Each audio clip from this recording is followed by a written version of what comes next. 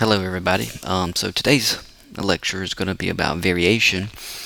And to start it off, I'd like to start with this quote from R.A. Fisher from his 1925 work, Statistical Methods for Research Workers. So Fisher said, statistics may be regarded as 1. The study of populations, 2. As the study of variation, 3. As the study of methods of the reduction of data. And R.A. Fisher is widely considered the father of modern statistics, and so he's described statistics primarily as this study of variation.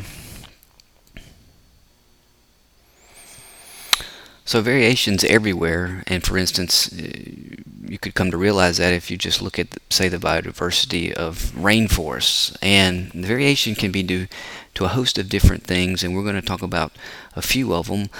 So variation can be due to differences in techniques and conditions of your measurement, measurement error. So we're going to talk about systematic and random error in more detail, and also due to biological diversity.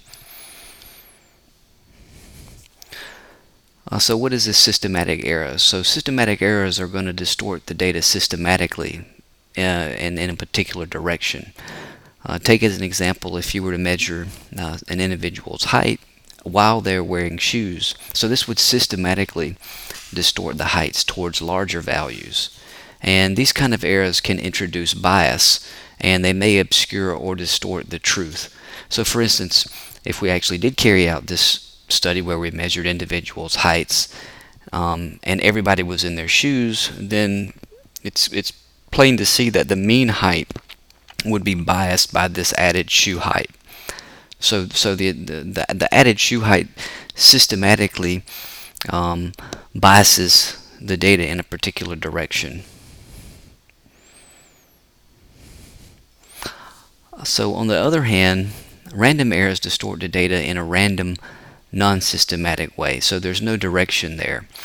For instance, when a blood pressure measurement's either higher or lower than the true blood pressure, but on average is neither higher nor lower, this would be an example of a random error. There's no direction.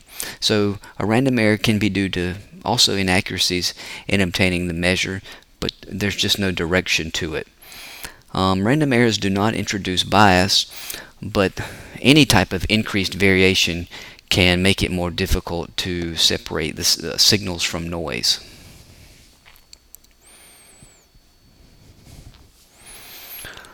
So biological variability. So variation is pervasive in biology. So for instance, there are differences in genetics, nutrition, exposure statuses, age, gender, etc. So as an example, blood pressure varies by age and by race. So for instance, it tends to be higher in older persons, and it also tends to be higher in people of African descent.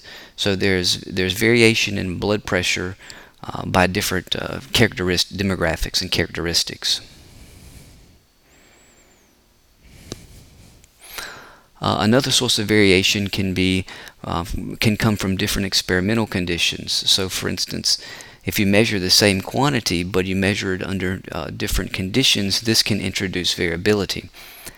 So many clinical measures, for instance blood pressure, our running example, are influenced by the time of day. So blood pressure measures on the same individual will vary according to when the measures are taken. These kind of differences aren't due to errors in the measurement, and it's important when possible to control for this type of variation. If you don't, then the associations you find and the differences that you see may in fact not be real. They may just be due to variations in the experimental conditions. So it's important to, when you can, control for this type of variation.